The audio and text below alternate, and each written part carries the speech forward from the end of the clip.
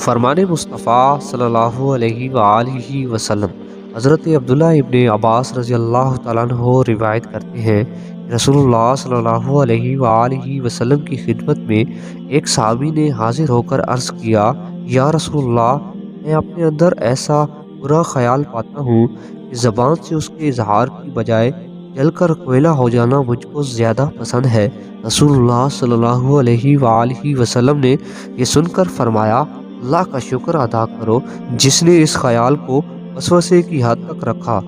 تشریح: شیطان نے اس صحابی کے اندر کوئی برا خیال ڈال دیا ہوگا جس سے ان کے ایمان کی حسیاتی کیفیت بے چین ہو گئی ہوگی اور وہ بھاگتے ہوئے رسول اللہ صلی اللہ علیہ وآلہ وسلم کی خدمت میں آئے۔ رسول اللہ صلی اللہ علیہ وآلہ وسلم نے ان کو تسلی دی کہ اس سے پریشان ہونے کی ضرورت نہیں ہے، یہ تو اللہ کا بڑا فضل ہے کہ تمہارا ایمانی احساس و شعور پوری طرح بیدار رہے اور اس برے خیال کو خود تمہارے دل و دماغ نے قبول نہیں کیا اور وہ وسوسے کی حد سے آگے بڑھنے نہیں پایا۔ اس طرح کے وسوسے پر نہ کوئی مواخذہ ہے اور نہ کسی نقصان کا خدشہ، اس کو تو اللہ تعالیٰ نے معاف قرار دیا ہے۔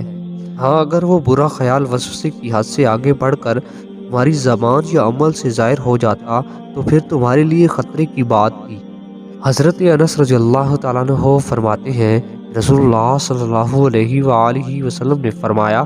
لوگ آپس میں پوچھا پوچھی کرتے رہیں گے، یعنی شیطانی وسوسوں کی صورت میں ان کے اندر اس طرح کے خیالات پیدا ہوتے رہیں گے کہ جب ہر چیز کو اللہ نے پیدا کیا تو اللہ بزرگ و برتر کو کس نے پیدا کیا۔ صحیح بخاری اور صحیح مسلم کی روایت میں یوں ہے، حضرت انس رضی اللہ تعالیٰ عنہ نے کہا، رسول اللہ صلی اللہ علیہ وآلہ وسلم نے فرمایا، اللہ تعالیٰ فرماتا ہے کہ آپ صلی اللہ علیہ وآلہ وسلم کی امت کے لوگ، یعنی اگر شیطان کے وسوسے اندازی سے چوکنا نہ رہے تو پہلے یوں کہیں گے کہ یہ کیا ہے اور یہ کیسے ہوا، یعنی مخلوقات کے بارے میں تحقیق و تجسس کریں گے، اور پھر آخر میں یہ کہیں گے کہ تمام چیزوں کو اللہ نے پیدا کیا ہے تو اللہ بزرگ و برتر کو کس نے پیدا کیا۔